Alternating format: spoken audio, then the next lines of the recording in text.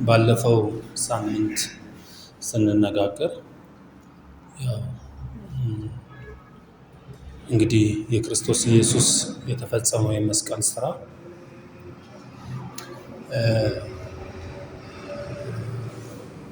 በሰው ላይ ያደረሰውን ነገር ወይም ደግሞ ሰውን ከምን ወደ ምን እንዳሻገረው ለመመልከት እንደዚህ አይነት ምስሎችን ተጠቅመን ነበረ። እንግዲህ መጀመሪያ ፍጥረት ነበረ። ከዛ የፍጥረት መውደቅ ወይም ደግሞ ውድቀት ተከሰተ። ከውድቀት በኋላ እንግዲህ ዳግመኛ ልደት የምንለው ወይም ሪክሪኤሽን አለ። ከዛም በኋላ አዲስ ፍጥረት ኒው ክሪኤሽን አለ። ይሄ በፍጥረት ዓለሙ በሁሉም ዘንድ የታመነ ነገር ነው። ነገር ግን እኛ እንድንረዳው የሚያስፈልገውና ዛሬም የምንቀጥልበት ሀሳብ ምንድነው? የሰው ልጆችን ሁሉ ያማክላል የመስቀል ስራ ብለን ነበር ሳምንት ዕለት አይደል? ስለዚህ የመስቀሉን ስራ ሰዎች አመኑትም አላመኑትም ክርስቶስ ኢየሱስ ስራውን ምን ብሎላቸዋል? ሰርቶላቸዋል። ስለዚህ ደህንነት ሁሉንም ያጠቃለለ እንጂ አንዱን ብቻ አካል ያመነውን ብቻ ያጠቃለለ አይደለም። ስለዚህ ክርስቶስ ኢየሱስ ሲሰራው ዩኒቨርሳል ሳልቬሽን ነው ብለን እየተነጋገርን ነበር። ደህንነቱ ለስንቱ ነው? ለሁሉም፣ ላመነውም ላላመነውም የተሰጠ ነው ብለን ስንነጋገር ነበር። ከዛም በኋላ እኛ የጨመርንበት ነገር ምንድን ነው? ይሄ ክርስቶስ ኢየሱስ የመስቀል ስራ ሰዎችን ሁሉ ምንድን ነው የሚያደርገው? ያድናል። ምክንያቱም ሌላ መዳን በማንም ስለሌለ ሰው የሚድነው በክርስቶስ ኢየሱስ የመስቀል ስራ ስለሆነ፣ የመስቀሉ ስራ ደግሞ ለሁሉም ስለሆነ መድኃኒዓለም ስለሆነ፣ እሱ ዓለምን የሚያድን መድኃኒት ስለሆነ ዓለምን አዳነ በራሱ ስራ። ስለዚህ ዓለም ከዳነ በኋላ ወይም ደግሞ ነቃ የሚል አማርኛ ልንጠቀም እንችላለን። አሁን ከሞት ሰው ሁሉ ምን አለ? ነቃ። ምክንያቱም እግዚአብሔርን ጻድቅ፣ ፈራጅ፣ እውነተኛ ዳኛ፣ የሰውን ፊት አይቶ የማያደላ የሚያደርገው፣ በፍርዱ ታማኝ የሚያደርገው እግዚአብሔር ምንድን ነው? አዳም ስንል ፊተኛው አዳምን ማለታችን ነው። ፊተኛው አዳም፣ ይሄ ፊተኛው አዳም ወደቀ አይደለ? ከዛ ውድቀት ተከሰተ። አዳም ነበረ። ይሄ በኤደን ገነት ያለውን ወይም ደግሞ እኛ ምን ብለን እንጠራዋለን? ኢኖሰንት የሆነውን አዳም ነው አዳም ብለን ስንጠራ። አዳም ስንል ጻድቅም አልነበረም ኃጢአተኛም ያልነበረ፣ ነገር ግን ለመምረጥ የሚችል ቁመና ያለው፣ ከዛም በኋላ ያልተፈተነ ግን ሲፈተን ምን ያለ የወደቀ ብለን ነው የምንጠራው። ያልተፈተነ ጻድቅም ያልሆነ ኃጢአተኛም ያልሆነ፣ ነገር ግን በሕይወት ዛፍና ክፉና ደጉን በሚያስታውቀው ዛፍ መካከል የቆመ ማንነት ያለውን ነው አዳም ብለን የጠራነው። ይሄ አዳም እንግዲህ በተሰጠው ምርጫ መሰረት ትእዛዙን በመተላለፍ ክፉንና ደጉን የሚያስታውቀውን ዛፍ በመብላቱ ውድቀት ገጠመው። ስለዚህ ይሄ ውድቀት እስከ ክርስቶስ መስቀል ድረስ ቀጠለ። ውድቀቱ የአንድ ሰው ውድቀት ሳይሆን ውድቀቱ የስንት ሆነ? የሁሉም አይደለ? ስለዚህ ክርስቶስ መጣና አንዱ ስለ ሁሉ ሞተ። እንግዲያው ስንቱ ሞቱ? ሁሉም ሞቱ። አየህ፣ በዚህ በሞት ሁላችንም ከሱ ጋር ምን ብለናል? ሞተናል። አሁን የሞተ ሰው መምረጥ ስለማይችል፣ የሞተ ሰው ማመን ስለማይችል፣ ይሄ ሰው ከሞት ወደ ምን መምጣት አለበት? ወደ ህይወት መሻገር አለበት። ወደ ህይወት ስንል ወደ ክርስቶስ ኢየሱስ ህይወት ማለታችን አይደለም። ቀድሞ ወደ ነበረው ወደዚህኛው ህይወት ተመልሶ መምጣት አለበት። ስለዚህ እግዚአብሔር ጻድቅ፣ ፈራጅ፣ እውነተኛ ዳኛ የሚሆነው አሁን በዚህኛው ሰው ላይ ሲፈርድ ነው። በየትኛው ሰው ላይ? ይሄኛው ዳግም በተወለደ ወይም ደግሞ በነቃው ሰው ላይ ሲፈርድ ነው። ሁሉንም አነቃ። ክርስቶስ ኢየሱስ ለሁሉም ሰራና የሁሉንም ዋጋ ከፈለና እንደ አዲስ እንደዚህኛው ቁመና ሰጣቸው ማለት ነው። መንቃት ማለት እሱ ነው። ሁሉንም አነቃ። አሁን ሁሉም ከነቁ ወዲህ ለነቃው ሰው ወንጌል ይሰበካል። ትምህርቱ ወንጌል ይሰበካል። ወንጌል የተሰበከለት ሰው የሚያገኘው ምንድን ነው ሲባል መዳን የምንለውን ነገር ሳይሆን የሚያገኘው ምኑን ነው? የእግዚአብሔርን ጽድቅና የክርስቶስ ኢየሱስን ህይወት አይደል የሚያገኘው? ይሄ ነበረ በቃ ለዘላለም የሚያኖረው። የእግዚአብሔርን ጽድቅና የክርስቶስ ኢየሱስን ሕይወት የአካሉ ብልቶች የዚህ ሕይወት አካል የዚህ ሕይወት ብልቶች ስንሆን ነው እኛ ፍጹማን ልንባል የምንችለው የእግዚአብሔር ጽድቅ ልንባል የምንችለው የዘላለም ሕይወት አገኘን ብለን ልንጠራ የምንችለው የሚል ሐሳብ ሰንዝረን ነበረ መቼለት ያቆምነው። አሁን ዛሬ ስንነጋገር የምናመጣው ሁለት ሰዎች አሉ። አንደኛ ቆሮንቶስ ምዕራፍ 15 ላይ አብሶ ከቁጥር 40 ጀምሮ እስከ 59 ድረስ ሄደን ስንመለከተው በንጽጽር የሚያስቀምጣቸው ሁለት ሰዎች አሉ። አንደኛው ሰው ፊተኛው አዳም ሲለው ሁለተኛውን ሰው ምን ይለዋል? ኋለኛው አዳም። አሁን እኔና እናንተ ማወቅ ያለብን በፊተኛው ሰውና በፊተኛው አዳምና በኋለኛው አዳም በፊተኛው ሰውና በኋለኛው ሰው መካከል ያለው አንድነትና ልዩነት ምንድነው ብለን ነው ማጥናት ያለብን። አያችሁ ዛሬ አሁን ትምህርታችን ትንሽ ጠንከር ያለ የሚሆነው ከሌላ ጊዜ የነዚህ የሁለቱን ልዩነት በደንብ ስላልተረዳ ነው በደህንነታችን ላይ የሚያመጣውንም ኃያል ለውጥ ልንገነዘበው አልቻለም። ስለዚህ አብዛኛው በመድረክ ላይ የሚነገሩት ንግግሮች ተያያዥነት ያላቸው ከፊተኛው አዳም ጋር ናቸው እንጂ ከኋለኛው አዳም ጋር አይደሉም። ሰዎች የፊተኛውን አዳም በደንብ ተረድተውታል፣ የፊተኛውን ሰው በደንብ ተረድተውታል። ነገር ግን የኋለኛውን ሰው ወይም ደግሞ የኋለኛውን አዳም በደንብ አልተረዱትም። ስለዚህ በሁለቱ መካከል ያለው አንድነትና ልዩነት ምንድነው ብለን ማየት አለብን። እንግዲህ በአንድነት ስናይ ፊተኛው አዳም እና ኋለኛው አዳም ሁለቱም ምንድናቸው? አዳም መሆናቸው አንድ ያደርጋቸዋል። ፊተኛው ሰውና ኋለኛው ሰው ሲባል ሰውነታቸው ምን ያደርጋቸዋል? አንድ ያደርጋቸዋል። ስለዚህ ሁለቱም አዳም ተብለዋል። ሁለቱም ምን ተብለው ተጠርተዋል? ሰው ተብለው ተጠርተዋል። ነገር ግን በሁለቱ መካከል ደግሞ ያለ ልዩነት አለ። ፊተኛው አዳም ወይም ኋለኛው ፊተኛው ሰው ምን ተብሎ ነው የተጠራው? ሕያው ነፍስ ተብሎ ሲጠራ ነፍስ ሆነ ተብሎ ሲጠራ፣ ይሄ ግን ሁለተኛው ሰው ግን ሕይወትን የሚሰጥ መንፈስ ሆነ። አያችሁ በሁለቱ መካከል አንድነቱንና ልዩነቱን በደንብ ልናውቅ ያስፈልጋል። ፊተኛው አዳምም ኋለኛው አዳምም አዳም ተብሎ ተጠርተዋል። ይሄ አንድነታቸው ነው።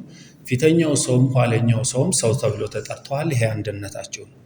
ስለዚህ አዳም ስለተባለ ሰው ስለተባለ ግን አንድ ናቸው ብለን ሁለቱም መቁጠር አንችልምና አሁን እኛ ስለ እግዚአብሔር ሕይወትና ስለ እግዚአብሔር ጽድቅ ስናወራ የትኛውን ነው የእግዚአብሔር ጽድቅና የእግዚአብሔር ሕይወት የሚመለከተው ብለን ማሰብ አለብን።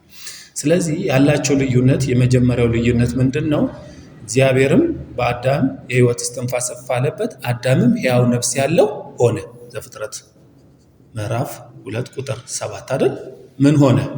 ሕያው ነፍስ ያለው ሆነ። ይሄኛውስ ሕይወትን የሚሰጥ መንፈስ ሆነ። ይሄኛው መንፈስ ነው የሆነው፣ ይሄኛው ግን ነፍስ ነው የሆነው። ስለዚህ በሁለቱ መካከል በነፍስና በመንፈስ መካከል ከፍተኛ ልዩነት ስላለ አሁን እኛ የምናነሳው ሰው ታደገን የምንለው የእሱን ሕይወት አገኘን የምንለው ሰውና ያወደቅንበት ሞትንበት የምንለው ሰውዬ ያለውን ልዩነትና አንድነት በትክክል መረዳት መቻል አለብን ነው። ዛሬ የምናውጠነጥነው እነዚህ ሐሳቦች ላይ ነው። አሁን መጽሐፍ ቅዱስ በንጽጽር ሲያስቀምጣቸው ለእኛ እንደውም ተነጻጻሪ ተመሳሳይ አይነት ነገር ያው የሚነጻጸረው ተመሳሳይ ነገር ስለሆነ ሞር ተመሳሳይ መሰሉንና ልዩነታቸውን ሳንረዳ ዲቴል ሳንገባባቸው ዝም ብለን በአየር ላይ ተውናቸው። ይሄ ደግሞ በዘላለም ሕይወትና በእግዚአብሔር ጽድቅ ላይ ከፍተኛ ፋላሲ የሚያመጣ ትልቁም ነገር ስለሆነ በደንብ እሱን ማየት አለብን ነው። የዛሬ ትምህርታችን የምንነካው እሱን ነው። ምክንያቱም የክርስቶስ ኢየሱስ የመስቀል ስራን ስለምናወራ እንደዚሁ እንዳናልፈው ትንሽ ገባ ብለን እንድናየው እፈልጋለሁ። ምናልባት እነዚህ ትምህርቶች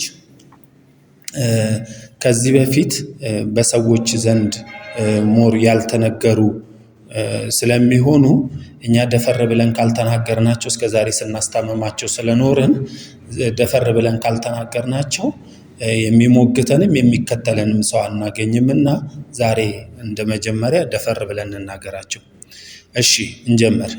ፊተኛው ሰው እንግዲህ በዘፍጥረት ምዕራፍ 2 ቁጥር 7 ላይ እግዚአብሔር አምላክም ሰውን ከምድር አፈር አበጀው፣ በአፍንጫውም የሕይወትን እስትንፋስ እፍ አለበት፣ ሰውም ሕያው ነፍስ ያለው ሆነ።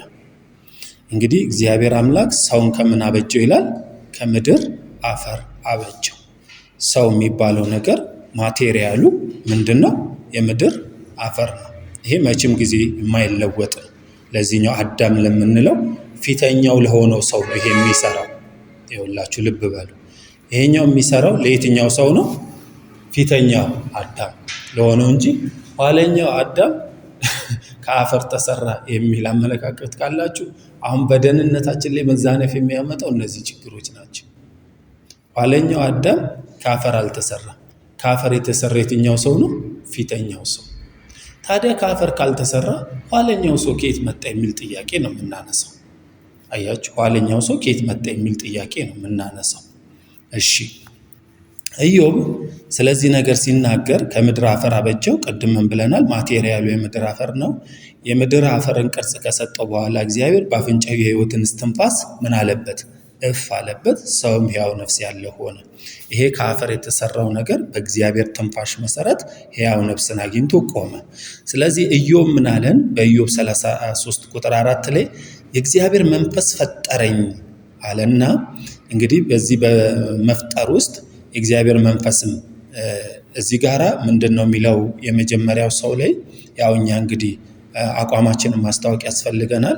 የሥላሴ አማኞች ስለሆንን እነዚህን ነገሮች እንደ ቀላል ነገር አናያቸውም እና የመጀመሪያው ላይ እግዚአብሔር አምላክም ሰውን ከምድር አፈር አበጀው የሚል ቃል ስናገኝ እዚህ ጋር ደግሞ ኢዮብ ምን ይላል? የእግዚአብሔር መንፈስ ፈጠረኝ ይላል። ስለዚህ በተለዋዋጭነት የሚጠቀማቸው የአብን የወልድንና የመንፈስ ቅዱስን ፈጣሪነት የአንድ አምላክን ፈጣሪነት የሚጠቁመን ስለሆነ ዛሬ ትምህርታችን ትምህርተ ሥላሴ ስላልሆነ የእግዚአብሔር መንፈስ ፈጠረኝ የሚለውን ሐሳብ በጎን በኩል ነካ አድርገናት ማለፍ ስላለብን ነው። የእግዚአብሔር መንፈስ ፈጠረኝ ይልና ሁሉንም የሚችል የአምላክ እስትንፋስ ሕይወትን ሰጠኝ። ስለዚህ ሰው ሕይወት ብሎ የሚጠራው ምኑን ነው? የአምላክን እስትንፋስ ነው ማለት ነው። አያችሁ ምን አለ? የእግዚአብሔር መንፈስ ምን አለኝ? ፈጠረኝ። ፈጠረኝ የሚለው ይህንን ስትራክቸርን የሰጠኝ የማን መንፈስ ነው አለ? እግዚአብሔር መንፈስ ነው አለ። ከዛስ ሁሉን የሚችል የአምላክ እስትንፋስ ሕይወትን ሰጠኝ ይላል። እንግዲህ ይሄ የአምላክ እስትንፋስ የሚባለው በሂብሩ ኔሽማ ወይም ደግሞ ብሪዝ ወይም ደግሞ ትንፋሽ የሚል የአማርኛ ቃል አለውና ዲቫይን ኢንስፓይሬሽን ነው። ለመነሳት የሚያበቃውን ነገር የሰጠው ማን ነው? እግዚአብሔር ነው። ያ አፈር የሆነው ነገር በአካል መልክ ተነስቶ እንዲሄድ ያደረገው የማን ትንፋሽ ነው? እግዚአብሔር ትንፋሽ። ሰው የእግዚአብሔርን ትንፋሽ ምን ብሎ ይጠራዋል ማለት ነው? ሕይወት ወይም ደግሞ እስትንፋሴ ብሎ ይጠራዋል ማለት ነው። ከዛ ኢዮብ አሁን ይህንን ነገር በትክክል ሲያስረግጥልን ምን አለ? በኢዮብ 34:14 ላይ እርሱ አለ ልቡን ወደ ራሱ ቢመልስ መንፈሱንና እስትንፋሱን ወደ ራሱ ቢሰበስብ ስጋ ለባሽ ሁሉ በአንድነት ይጠፋል፣ ሰውም ወደ አፈር ይመለሳል አለ። ስለዚህ ሁለት ነገር ወደ ራሱ ቢመልስ አለ። እርሱ ልቡን ወደ ራሱ ቢመልስ መንፈሱንና እስትንፋሱን ወደ ራሱ ቢሰበስብ፣ ስለዚህ ያለብንን ያረጋት ማለት ነው። ስጋ ለባሽ ሁሉ በአንድነት ይጠፋል፣ ሰውም ወደ ምን ይመለሳል አለ? ወደ አፈር ይመለሳል። ስለዚህ ሕይወቴ ብሎ የሚጠራት የማንን ትንፋሽ ነው ማለት ነው? የእግዚአብሔርን እስትንፋስ ነው ማለት ነው። ስለዚህ እግዚአብሔርም አሁን ልክ የሰው ልጅ እንደወደቀ ዘፍጥረት ምዕራፍ 6 ላይ ሄዳችሁ ስትመለከቱ የምታገኙት የመጀመሪያው ቃል እግዚአብሔር ሰውን በመፍጠሩ ተጸጸተ የሚል ቃል ታገኛላችሁ አይደል? ከዛ እሱም ብቻ ብሎ አላበቃም። ሰውን በመፍጠሩ ተጸጸተ ብቻ ብሎ አላበቃም። ዘፍጥረት 6:3ን ስትመለከቱ እግዚአብሔርም መንፈሴ በሰው ላይ ለዘላለም አይኖርም፣ እርሱ ሥጋ ነውና ዘመኖቹ 120 ዓመት ይሆናሉ አለ። አሁን ምኑን ወሰደ? መጀመሪያ መንፈሱን። ስለዚህ ምኑ ብቻ ቀረ? ትንፋሹ። እዚህ ጋር ኢዮብ ያለው ምን ነበረ? መንፈሱንና እስትንፋሱን ወደ ራሱ ቢሰበስብ ነው። አሁን ዘፍጥረት ምዕራፍ 6 መጣና ምኑን ወሰደ? መንፈሱን ወሰደ። ስለዚህ ሰው በምን ብቻ ቀረ ማለት ነው? በእግዚአብሔር ትንፋሽ እስትንፋስ አማካኝነት በሕይወት ቆየ ማለት ነው። ምክንያቱም እግዚአብሔር መንፈሴ በሰው ላይ ለዘላለም አይኖርም እርሱ ሥጋ ነውና። ከዛ ጊዜ በኋላ ያ ሰው የእግዚአብሔር መንፈስ ስለሌለበት ምን ተብሎ ነው የሚጠራው? ሥጋዊ ሰው ወይም ደግሞ ሥጋ የሆነ ሰው ብለን እንጠራዋለን። ስለዚህ ሥጋ ስለሆነ ዘመኖቹ ስንት ይሆናሉ አለ? 120 ዓመት። ሥጋ ከዛ በላይ ያቆያችሁ ስትሄዱ እየበሰበሰ ነው የሚሄደው። ስለዚህ በጣም እንዳይበሰብስ ከደም ማስቀመጥ ያስፈልጋልና ለሚበሰብሰው ሥጋ ምን አደረገለት ማለት ነው? ኤክስፓየር ዴት አበጀለት 120 ዓመት። ከዛ በላይ ከሆነ ምን ይላል? ይበሰብሳል ሥጋ ማለት ነው። እሺ እዩት ከፈለጋችሁ ሥጋ አስቀምጡና ለዚህ ነው ሁሉም ከሥጋ ጋር ንክኪ ያለው ሰው ፍሪጅ የሚገዛው ለዛ ነው። ምክንያቱም ምን ስለሚል ሥጋ ስለሚበሰብስ። ስለዚህ ስለሚበሰብስ ሰዎችም የሚበሰብሱትን ነገሮች ቶሎ እንዳይበሰብሱ የሚያቆያቸውን የተለያዩ ኬሚስትሪ ቅመማዎችን ያስቀምጣሉ ማለት ነው። ስለዚህ እኛም ካልቀመምነው በስተቀር ስለሚበላሽ 120 ዓመት ኤክስፓየር ዴት ተሰጠው ማለት ነው ሥጋ። እንግዲህ በአንደኛ ቆሮንቶስ ምዕራፍ 15 ቁጥር 45 ላይ የሚያስቀምጠው ፊተኛው ሰው አዳም ሕያው ነፍስ ሆነ ብሎ ስለሚያስቀምጥ ይሄ ነፍስ የምንለውን ነገር በትክክል ማብራራት አለብን ማለት ነው። እንግዲህ ፊተኛው ሰው አዳም ሕያው ነፍስ ሆነ። ሕያው ነፍስ የሆነ አካል ፍጥረታዊ የሆነ ከመሬት የሆነና መሬታዊ መልክ ያለው ነው አዳም ፊተኛው ሰው። ስለዚህ ሁላችንም የፊተኛውን ሰው ስናስብ እነዚህ ኮምፖነንቶች እንዳሉት እንድንገነዘብ ያስፈልጋል። ሕያው ነፍስ የሆነ አካል፣ ፍጥረታዊ የሆነ አካል፣ ከመሬት የሆነ አካል፣ መሬታዊ መልክ ያለው አካል እንደሆነ እንድንገነዘብ ያስፈልጋል ማለት ነው። ስለዚህ ይሄ ኃጢአት ሰራ ነው። እንግዲህ ምናዊ ሰው ሕያው ነፍስ የሆነ አካል፣ ፍጥረታዊ የሆነ ከመሬት የሆነው መሬታዊ መልክ ያለው ምን ሰራ? ኃጢአት ሰራ። ከዚህ ከፍጥረታዊ ሰው እንግዲህ አንድም ኃጢአትን ያልወረሰና አንድም ኃጢአትን ያልሰራ አካል ባለመገኘቱ ከፍጥረታዊ አካል ከአዳም ከሆኑት ከፊተኛው ሰው ከሆኑት አንድም ሰው የተረፈ የለም። ሁሉንም ኃጢአት ስለገደላቸው፣ ሁሉንም ኃጢአት ስለበከላቸው በምድር ላይ ኃጢአት ያልተገኘበት ሰው ስለጠፋ እግዚአብሔር ከሰማይ ሁለተኛውን አዳም ከዛስ ሁለተኛውን ሰው ላከ ነው ትምህርቱ። ስለዚህ ከፊተኛው አዳም ጋር ምንም መዛመድ የሌለው፣ ምንም መነካካት የሌለው፣ ምንም መዋረስ የሌለውን ምን ላከ ነው እግዚአብሔር የሚለው? ሁለተኛው ሰው። ልብ በሉ፣ ሲመጣ ሰው ሆነ የሚል እኛ ትምህርት የለን። አሁን ከባዱ ነገር እዚህ ጋር ነው። እንግዲህ ለሚያዳምጡት ብዙ ሰዎች ክርስቶስ ኢየሱስ ከድንግል ሲወለድ ሰው ሆነ፣ ሰውን ለማዳን ሰው ሆነ አይደል ትምህርቱ? ይሄ መጽሐፍ ቅዱሳዊ አይደለም። አንድም ቦታ ሰውን ለማዳን ሰው ሆነ የሚል ጥቅስ የለም። እስቲ ሰርች አድርጉ። እስቲ ብዙ ነገሮችን ሰርች አድርገን አይደል የምናገኘው? ሰርች አድርጉ እስቲ ሰውን ለማዳን ምን ሆነ የሚል ሰው ሆነ። ልክ እንደ ድንግል ፈጣሪዋን ወለደችው አይነት ነው ትርክቱ እንጂ በትክክል ቃል በቃል ያንን ነገር ማግኘት አንችልም። ስለዚህ ተዛማጅ የሆኑ ነገሮችን እናወራለን ማለት ነው።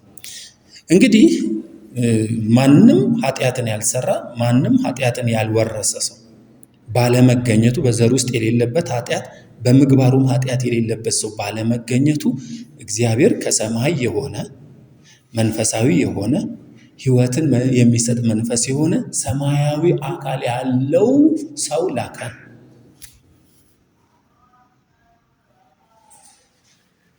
አንደኛ ቆሮንቶስ ምዕራፍ 15 ከቁጥር 45 እስከ 59 የሚያነጻጽር እነዚህን ሰዎች ነው እያነጻጸረ የሚያወራው። ስለዚህ የፊተኛውን ሰው የወደቀውን ሰው ለመታደግ ይሄኛውን ሰው ስለላከ ሮሜ ምዕራፍ 5 ቁጥር 15 ሁለቱን ያነጻጽርና ግን ያልተረዳ ነው አንድ ቋንቋ ያስቀምጣል። ሮሜ ምዕራፍ 5 ሄዳችሁ ስትመለከቱ ሁለት ጊዜ 15 እና 16 ላይ ከዛም በላይ ሊሆን ይችላል። እኔ ሁለቱን ነው የፈለኩት። ሁለት ጊዜ እንደዚህ የሚል ቃል አለ ሮሜ ምዕራፍ 5 ቁጥር 15 እና 16 ላይ ነገር ግን ስጦታው እንደ በደሉ መጠን አይደለም ትላለች። ምን እናገኛለን? 15 ላይ እና 16 ላይ ነገር ግን ስጦታው እንደ በደሉ መጠን አይደለም። ስለዚህ በደሉ አለ፣ ስጦታው ግን ከበደሉ የሚበልጥ የላቀ ነው። ሁለተኛውም እንደዚህ ይላል፣ አንድ ሰውም ኃጢአትን በማድረጉ እንደሆነው መጠን ስጦታው አይደለም ይላል። ስለዚህ አሁን ያልተገነዘብነውና ያልተረዳነው ነገር በዳዩና አሁን የተሰጠው አካል ስጦታው እንደ በደሉ መጠን እንደዛው አይደለም። ይሄኛው ከበደሉ የሚልቅ ከበደሉ የሚሰፋ ነው። ምኑ? ስጦታው። ወይም ደግሞ ሁለተኛውን ሰው አይደል ስጦታው የሚለው? አዎ ስጦታው የሚለው ሁለተኛውን ሰው ወይም ሁለተኛውን ማንን ነው? አዳም። ሁለተኛው አዳም ወይም ሁለተኛው ሰው የተባለበት ምክንያት ምንድነው? ያኛው ፊተኛ ነው ተብሎ ስለመጣ ነው።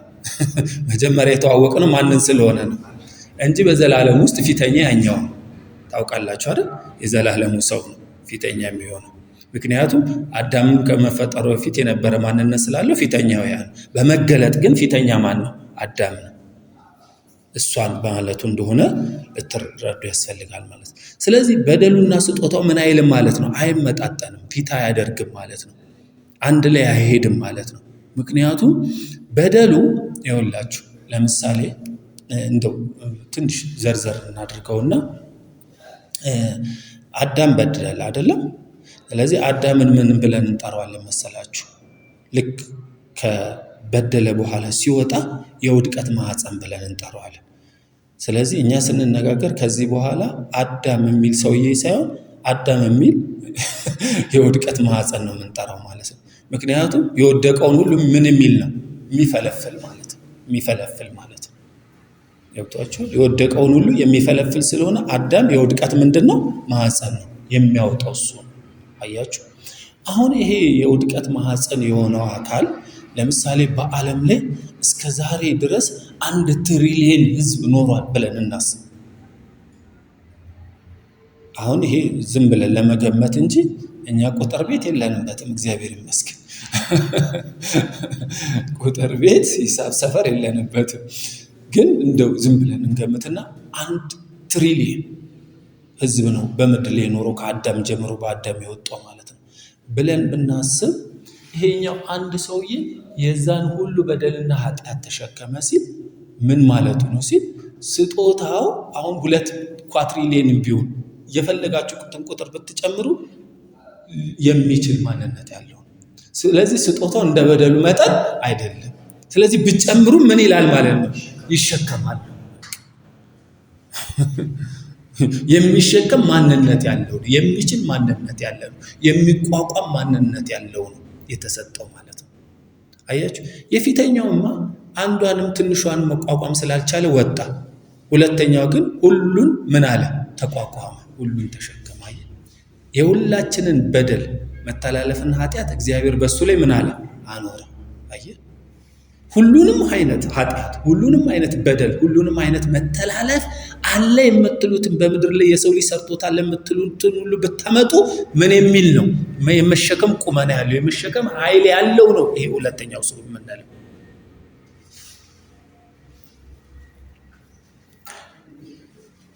ስለዚህ የፊተኛው ሰው ሕያው ነፍስ ሆነ ስንል ምን ማለታችን ነው? ልክ ሕያው ነፍስ የሆነው አካል እግዚአብሔርን ሲበድል እግዚአብሔር መንፈስ ከላዩ ላይ ሲነሳ ወይም እግዚአብሔር መንፈስ በሰው ላይ ለዘላለም አይኖርም ብሎ ሲያነሳው ይሄ ሰውዬ ምን ሆነ ስንል ሙት ነው ስንል ምን ማለታችን ነው? ሰው ስንል ሙት መንፈስ፣ ነፍስና ስጋ ማለታችን። በቃ አሁን የወደቀው አዳም ስንል ምን ማለታችን ነው? የውድቀት ማህፀን ነው ብለናል አይደል? ምን ማለታችን ነው? ሁለተኛው ደግሞ ሙት መንፈስ፣ ነፍስና ስጋ ማለታችን ነው። ስለዚህ በምድር ላይ የሚንቀሳቀሰው ሙት መንፈስ፣ ነፍስና ምንድነው? ስጋ ማለታችን ነው። አሁን የእግዚአብሔር ልጅ ክርስቶስ ኢየሱስ መጣና ለዚህኛው ሰው ሲሞት ምን ስለሆነ ነው ይሄ የሞተለት? ሙት ስለሆነ ነው። ስለዚህ በሞት ላይ ስልጣን ያለውን አካል በሞቱ እንዲሽር ነው አይደለም እንዴ? በስጋና በደም ምን አለ? ተካፈለ የሚለው በሞቱ ስልጣን ያለውን አካል በምን ለመሻር ነው? በሞት ላይ ስልጣን ያለው አካል ሰውን ስለገዛ ባሪያ ስላደረገው ሙት መንፈስ ነፍስና ስጋ ይዞ እንዲቀጥል ስላደረገው በሞቱ ሞታችንን ለማሸነፍ እዚህ የሚሞትበት መስቀል ላይ ወጣ። ስለዚህ መስቀል መሞቻ ነው አይደለም?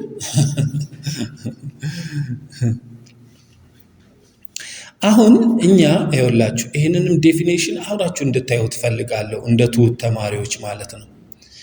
እንግዲህ ነፍስ ስንል በአጠቃላይ አሁን እናንተን ብጠይቃችሁ ትንሽ ስለ መንፈሳዊ ነገር የተረዳችሁ ሰው ነፍስ ማለት ምን ይዛለች፣ ምን አይነት ኮምፖነንት፣ ምን አይነት ኢንግሪዲየንት በውስጡ አለባት ብንል ነፍስ ማለትማ ስሜት፣ ፈቃድና እውቀት ወይንም አይደል? እንደዛ ነው አይደል?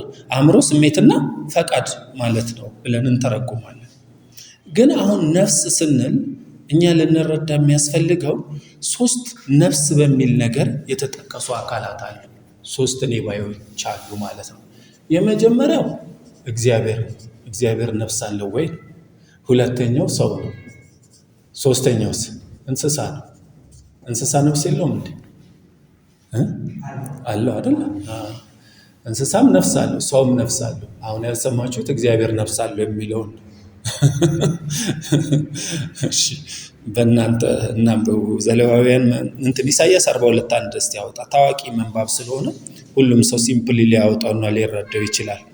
ኢሳይያስ 42:1 ላይ እንሂድና እንመልከተው። ስለዚህ ነፍስ የሚለውን ነፍስ ብለን እዚህ ጋር እንጽፍና ነፍስ የሚለውን አእምሮ፣ ስሜት፣ ፈቃድ ብለን ከተረጎምን እንሸወዳለን። አሁን ስለ ሰው ትምህርተ ሰብን የሚያስተምሩ ሰዎች ስለ ሰው ሲያስተምሩ ነፍስ የሚለውን ለሰው ብቻ ይሰጡታል። ልክ እንስሳ ነፍስ እንደሌለው እግዚአብሔር ነፍስ እንደሌለው አድርገው የነፍስን ዴፊኒሽን አንድ ያደርጉታል። ነፍስ ማለት አእምሮ፣ ስሜትና ፈቃድ ነው። በእኛ ትምህርት መሰረት ይሄኛው ለማን ነው ብለን ነው። ምክንያቱም እግዚአብሔር አእምሮ፣ ስሜትና ፈቃድ አለው ወይ? እንደገና እንስሳ አእምሮ፣ ስሜትና ፈቃድ አለው ወይ? አለው እንዴ? በግ ብንገዛውን አእምሮ፣ ስሜትና ፈቃድ አለው። ታዲያ ነፍስ ካለው አእምሮ፣ ስሜትና ፈቃድ ማለት ነው። ነፍስ ካለ ለማን ነው ይሄኛው የሚሰራውን? በትክክል ኢንጀነራል መውሰድ የለብንም። አያችሁ፣ ትምህርት ሲሰራ እንደዚህ ነው። ስለዚህ ነፍስ አለው። አዎ ኢሳይያስ 42:1 እስቲ ምን አለ? ይሁን እስቲ በኦሮምኛ እኮ ነው የፈለኩት፣ በአማርኛ ነው ያነበዋል።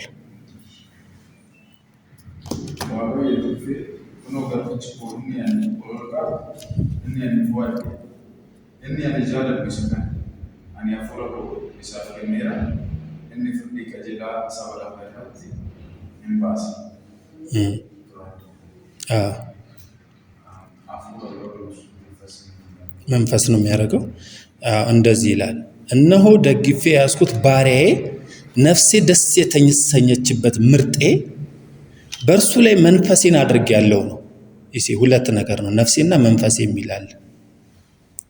እነሆ ደግፌ ያዝኩት ባሪያዬ ይላል አይደል? ነፍሴ ደስ የተሰኘችበት ምርጤ የሚላል። ነፍሴ ደስ የተሰኘችበት ምርጤ፣ ከዛ በእርሱ ላይ መንፈሴን አድርጌያለሁ እርሱም ለአሕዛብ ፍርድን ያወጣል ይላል።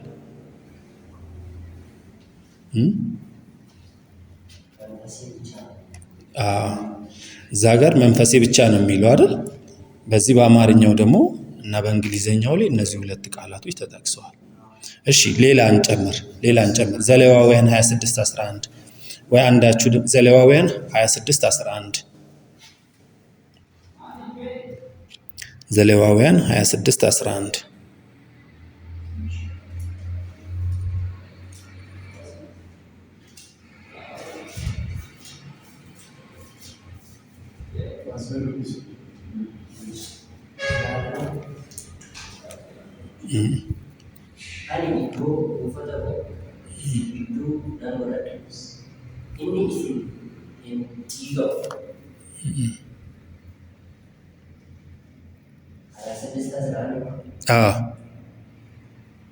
የእንግሊዘኛው ማይ ሶል የሚላል። እሺ 26:11 ላይ ምን አገኘ? ዘሌዋውያን ምዕራፍ 26 ቁጥር 11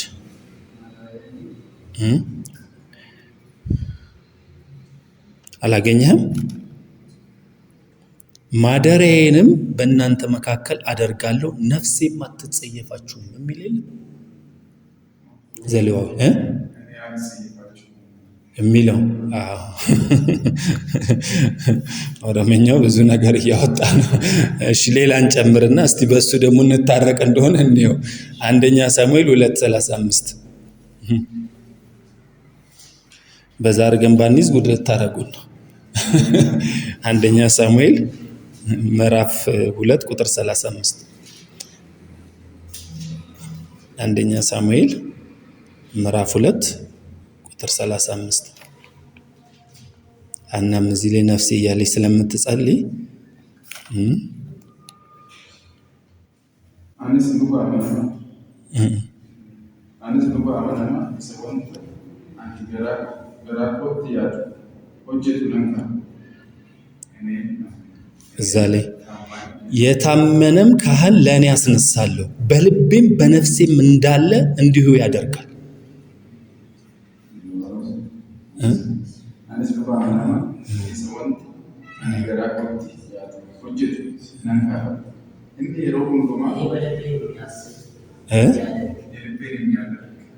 ነው የሚለው በልቤም በነፍሴም እንዳለ አይልም። ነፍስ እግዚአብሔር ነፍስ የለውም ብሎ ፈርቷል ማለት ነው። አክቹአሊ 3 ያስቆላችሁ እንጂ ነፍስ ብላችሁ ሰርች አድርጉና እግዚአብሔር የሚለውን መለየት ነው። ከ50 በላይ አለ። እግዚአብሔር ነፍስ ያለ የሚናገረው ከ50 በላይ አለና አሁን ይሄኛውን እኛ የምንወስደው ከእንግሊዘኛውና ከግሪኩ ጋር አብሮ ይሄዳሉ የሚለውን ስንመለከት በእርግጥ እዛ ላይ ያለ ወይ ነው።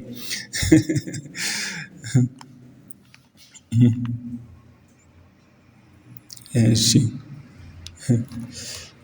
እናንተ እንደሱ አድርጋችሁ ሰርች አድርጉ። አሁን እኛ የምንነጋገረው ያው እንግዲህ የእግዚአብሔር ነፍስ የሚለው እዚህ ጋር በሂብሩ ምን ብሎ አስቀምጦታል? እስቲ ኤርምያስ ምዕራፍ 9 ቁጥር 9 እስቲ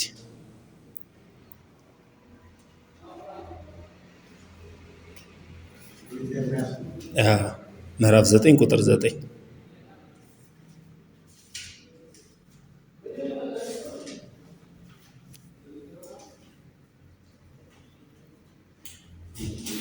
በእውኑ ስለዚህ ነገር አልቀስፍምን ይላል እግዚአብሔር። ነፍሴስ እንደዚህ ባለ ሕዝብ ላይ አትበቀልምን? 9:9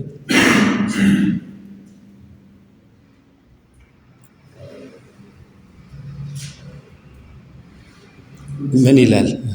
ዮሚፍ ani saba akkasii kana wanta akkasiitiif hin adaburee saba akkasii irrattis ijaa hin baafadhuree jedhe.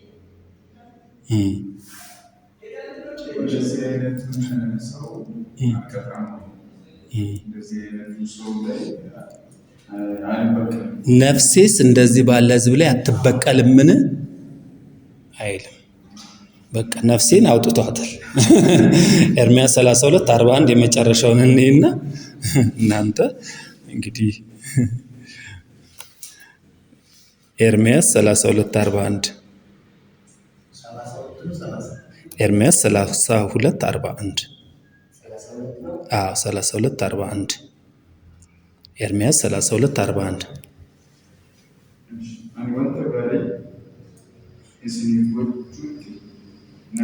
እስቲ እዚህ ጋር በሁለት ከፍሎ ስላስቀመጠው ይሄንን ሚስ ካረገ እንግዲህ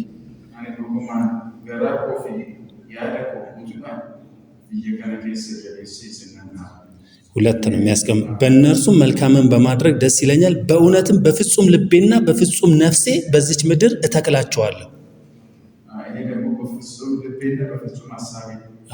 ፈርቷል። እግዚአብሔር ነፍስ የለውም በኦሮምኛው መጽሐፍ ላይ። ስለዚህ ተመልካቾቻችን በአማርኛው መጽሐፍ ነው እግዚአብሔር ነፍስ ያለው። በአማርኛው በእንግሊዘኛውና በሂብሩ መጽሐፍ ላይ እንግዲህ እግዚአብሔር ነፍስ አለው።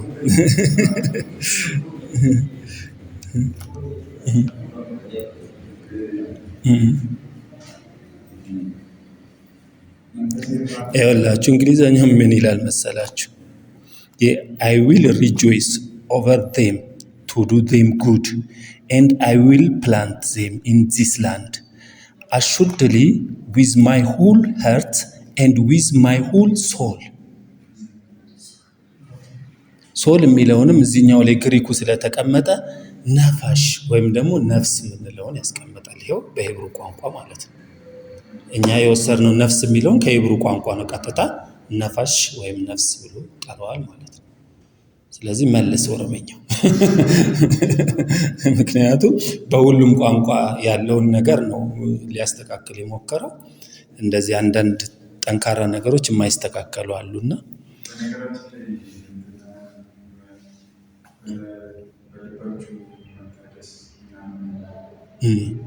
በልባችሁ መታደስ ተለወጡ እንጂ ይህንን ዓለም አትምሰሉ።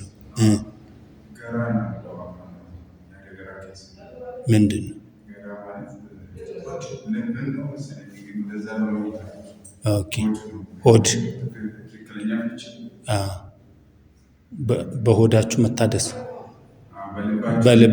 ልብንና አእምሮን ስለሚያያዝ ነው። ልብና ሆድ አእምሮና ሆድ አያያዝ። አእምሮን እና ልብን ተፈራራቂ ይጠቀማል። ይሄንን እናውቃለን። ማይንድና ሀርት ብዙ ጊዜ ተለዋዋጭ ይጠቀማሉ፣ ግን ከሆድ ጋር አይዝምና ይሄኛው ነፋሽ የሚለውም የሂብሩ ቋንቋ በሱ ስለተረጎመው አሁን እንግዲህ ወደ ትምህርታችን ስንመለስ ቅድም እንዳልኩት እነሆ ደግፌ ያዝኩት ባሪያዬ ነፍሴ ደስ የተሰኘችበት ምርጤ በእርሱ ላይ መንፈሴን አድርጌአለሁ እርሱም ለአሕዛብ ፍርድን ያወጣል ብሎ እግዚአብሔር በነፍሱም በሐሳቡም እንዳለ የሚያደርገውን ክርስቶስ ኢየሱስን እንደላከ ይነግረናል። ስለዚህ አሁን ነፍስ ስንል አንድ ብቻ አድርገን እንዳንተረጉመው ነው። ምክንያቱም የሰውም ነፍስ አለ፣ የምንም ነፍስ አለ፣ የእንስሳም ነፍስ አለ። አሁን በጣም የሚገርማችሁ ነገር አሁን በኋላ እንነጋገረዋለን። የሰውና የእንስሳ ነፍስ ይለያይና ስጋቸው ግን የሁለቱም ወደ አንድ ቦታ ነው የሚሄደው አይደለም። ስጋቸው የት ነው የሚቀረው? አፈር ስለሆነ ወደዚህ ነው የሚቀረው። ነፍስም ወደ ሰጠው ወደ ፈጣሪው ሳይመለስ በጉብዝና ወራት ፈጣሪን አስብ ይላል። ነፍስ ወዴት ነው የሚመለሰው? ወደ ሰጠው ወደ ፈጣሪ ነው የሚመለሰው። ስለዚህ ሰው ባለዕዳ እንደሆነ አይሞትም፣ በነፍስ ጉዳይ መልሶ ነው የሚሞተው ማለት። ሲሞት ግን ስጋው ወይም ደግሞ ይሄኛው ከአፈር የተበጀው ተመልሶ ምን ይሆናል? አፈር ከእንስሳው ጋራ ተመሳሳይ ነው ፍጻሜው ማለት ነው። የእንስሳም ነፍስ ወደ ምንድን ነው የሚሄደው? ወደ ምድር አይደል? የዚህኛውስ ነፍስ ወደዚህ። ታዲያ የየትኛው ስጋ ነው ሰማይ የሄደው? በስባሽ ከሆነ አፈርናና ወደ አፈር ትመለሳለህ የተባለው ከሆነ አፈር እንዴት አድርጎ ነው ሰማይ ሊገባ የሚችለው የሚለውን ነገር እንመልሳለን። እያየነው እንሄዳለን አክቹአሊ። እሺ እንቀጥል ትምህርታችን። ስለዚህ ነፍሴ የሚባለው ነገር ትርጉምም ስንሰጥ ሶስቱንም ከፋፍለን መንፈስ፣ ነፍስና ስጋን ስናስቀምጥ ነፍስ ማለታችን አእምሮ፣ ስሜትና ፈቃድ ነው ብለን ነፍስ የሚለውን ትርጓሜ ከሰጠን እግዚአብሔርም ነፍስ ስላለው ሰውም ነፍስ ስላለው ከእንደገና ደግሞ እንስሳም ነፍስ ስላለው ትርጓሜ ውድቅ ይሆንብናል። ስለዚህ አንድ ትርጉም ስንሰጥ አጠቃላይ እንደምታውን የመጽሐፉን አጠቃላይ ንግግር ብንመለከት ቶሎ ፈጥነን እንዳንተረጉምና በዛ ነፋስ እንዳንወሰድ ያደርገናል። ስለዚህ አሁን ብዙ ሰው ስለ ሰው ሲያስተምር ሰው ማለት የሶስት ነገሮች ውህድ ነው ይላል አይደለም። አንደኛው ሰው ማለት መንፈስ፣ ነፍስና ስጋ ነው ማለት ነው። ስለዚህ መንፈስ ከእግዚአብሔር ጋር ግንኙነት የምናደርግበት እንትን ነው ተብሎ ይነገርና ነፍስ ማለት ደግሞ አእምሮ፣ ስሜትና ፈቃድ በዚህ ዓለም እንትን የምንልባት ነው ይላል። ስጋ ማለት ደግሞ የስሜታችን ሕዋሳት በሙሉ ያሉበት ነው ምናምን ተብሎ ትምህርተ ሰብን የሚሰሩ ስለ ነገረ ሰው የሚሰሩ ሰዎች እንደዚህ አድርገው ስለዚህ እንትናችን ነው የዳነው የሚለውን ነገር ለማግኘት ይታገላሉ። ገብቷቸዋል። አሁን ብዙ ሰው ምን ነው የዳነው ሲባል ነፍሴን የዳነው የሚል ሰው የለም እንዴ? መንፈሴን የዳነው የሚል ሰው የለም እንዴ? አዎ ስጋው ያው እንደማይድን አውቆታል አይደል? ስለዚህ ወደ አፈር ትመለሳለች፣ ግን በነፍስና በመንፈስ መካከል ያለው ደህንነቱን ሊያወራል። ስለዚህ ከበደ የሚባል ሰውዬ አለ። አሁን ክርስቶስ ኢየሱስ በመስቀል ላይ ለሰራለት ስራ ከበደ ምን ነው የዳነው ስንለው ከበደ ምኑም ስላልተለወጠ ከበደ ግን በእምነት ድኗል ብሎ የሚያስበው ምኑን ነው? መንፈሱን። ስለዚህ ሰው ማለት ብሎ ይተረጉማል መንፈሱ ስለዳነ። ሰው ማለት መንፈስ ነው፣ ነፍስ አለው፣ በስጋ ውስጥ ይኖራል ብሎ ይተረጉማል። ምክንያቱም የዳነው ምኑ ስለሆነ መንፈሱ፣ ለመንፈሱ ነው የሞተለትና ሰው ብሎ ዲፋይን የሚያደርገው መንፈሱ ነው ማለት። አያችሁ ትርጓሜው የትየለሌ ስለሚሆንብን አንድን ነገር ስንተረጉም ከአጠቃላይ የመጽሐፍ ቅዱስ አውድ ጨምቀን ብንተረጉም መልካም ነው የሚል እንደ አንድ ማሳያ ይዘን እንወጣለን ማለት ነው። ስለዚህ ነፍስ የሚለውን መለየት አለብን። አእምሮ፣ ስሜት፣ ፈቃድ ብለን መተርጎም ያለብን ለማን መሆኑን መለየት አለብን ማለት ነው። ለምሳሌ መክብብ ምዕራፍ 12 ቁጥር 7 ላይ ደን ስንመለከት አፈርም ወደ ነበረበት ምድር ሳይመለስ ነፍስም ወደ ሰጠው ወደ እግዚአብሔር ሳይመለስ ፈጣሪን አስብ ይላል። አፈርም ወደ ነበረበት ምድር ምን ሳይመለስ ነፍስም ወደ ሰጠው ወደ እግዚአብሔር ሳይመለስ ፈጣሪን አስብ። እቺ ነፍስ የምንላት ነገር ሞር ከማን ጋር ግንኙነት ያላት ናት? ከእግዚአብሔር ከፈጣሪ ጋር ግንኙነት ያላት እንደሆነች ልብ ልንል ያስፈልጋል። መክብብ ምዕራፍ 3 ቁጥር 21ም እንደዚህ ብሎ ያወራል። የሰው ልጆች ነፍስ ወደ ላይ እንደምትወጣ የእንስሳም ነፍስ ወደ ታች ወደ ምድር እንደምትወርድ የሚያውቅ ማን ነው?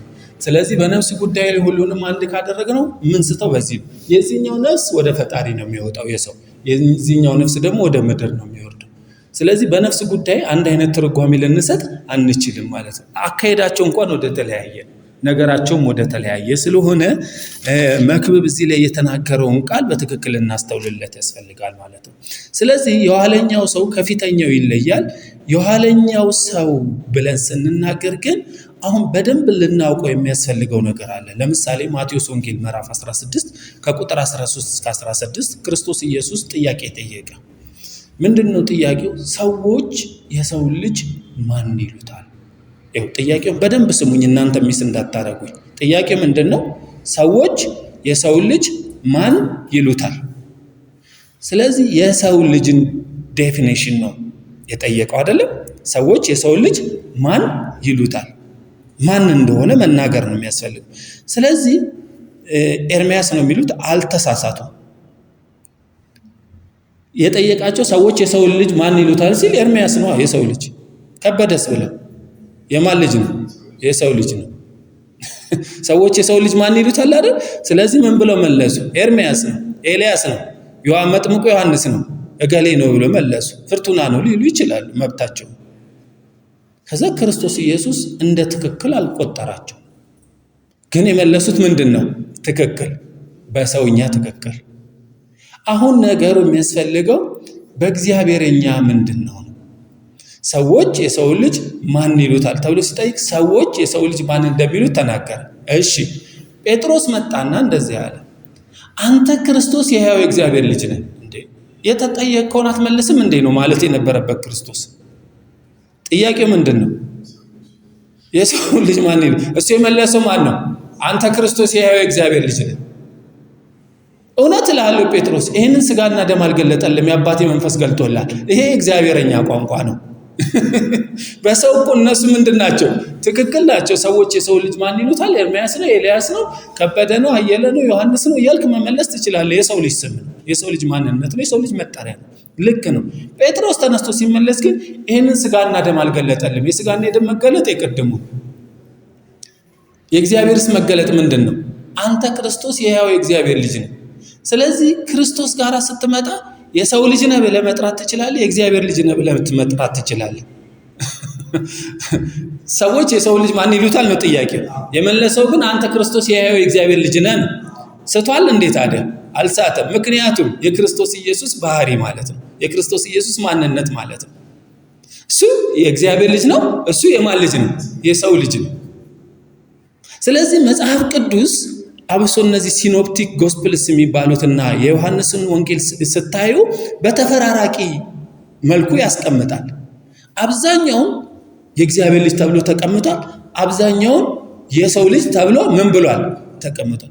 አሁን ይሄ የእግዚአብሔር ልጅ ያለውንና የሰው ልጅ ያለውን መጽሐፍ ቅዱስ ላይ ብትመለከቱት ሁለቱም ለማን ነው የተሰየሙት? ለክርስቶስ ኢየሱስ። የሱ ማንነት ነው፣ ፍጹም አምላክ ፍጹም ሰው በአንድ አካል ስለሆነ። አንድ አካል ስንል አንድ ስጋ ማለታችን አይደለም። ይኸው አንድ አካል ማለት አንድ ኔባይ ማለት ነው። ስለዚህ የእግዚአብሔር ልጅ ስትለው አቤት እኔ ነኝ፣ የሰው ልጅ ስትለው አቤት እኔ ነኝ ይላል። ስለዚህ ስንት ኔባይ ነው ያለው? አንድ ኔባይ ማለት ነው፣ አንድ አካል ማለት ነው። ልብ በሉ።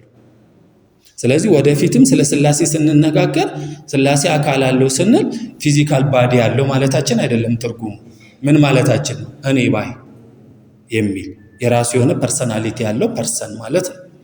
ስለዚህ አሁን ሰዎች የሰው ልጅ ማን ይሉታል ተብሎ ሲጠየቅ አንተ ክርስቶስ የሕያው እግዚአብሔር ልጅ ነህ ላልተረዳ ሰው ጥያቄውና መልሱ የተለያየ ይመስላል። ስለዚህ ክርስቶስ ጋር ስትመጡ ይህ ከአምላክነቱ ይህ ከሰውነቱ ሳይባል በአንድ ኔባይነት የሚጠቀስ ስለሆነ የእግዚአብሔር ልጅነትና የሰው ልጅነት ጴጥሮስ የጠራው ምንድን ነው ማለት ነው? ትክክል ነው ማለት ነው። አሁን እኛ የምንነጋገረው የኋለኛው ስንል ስለዚህኛው ሰው ነው። ፍጹም አምላክ ፍጹም ሰው ስለሆነው አንድ አካል ስለሆነው ስለማን ነው? ስለ ክርስቶስ ኢየሱስ ሁለተኛው ሰው ሁለተኛው አዳም ብለን የምንጠራው ይሄንን ነው። ስለዚህ ፊተኛው ሰውና የመጀመሪያው ሰው ከመሬት መሬታዊ የሆነውና ሁለተኛው ሰው ከሰማይ ሰማያዊ የሆነውን ንጽጽር ስንሰራ ያኛው ምን አይነት ፐርሰናሊቲ ያለው ይሄኛው ምን አይነት ፐርሰናሊቲ ያለው የሚለውንም አብረን እየለየ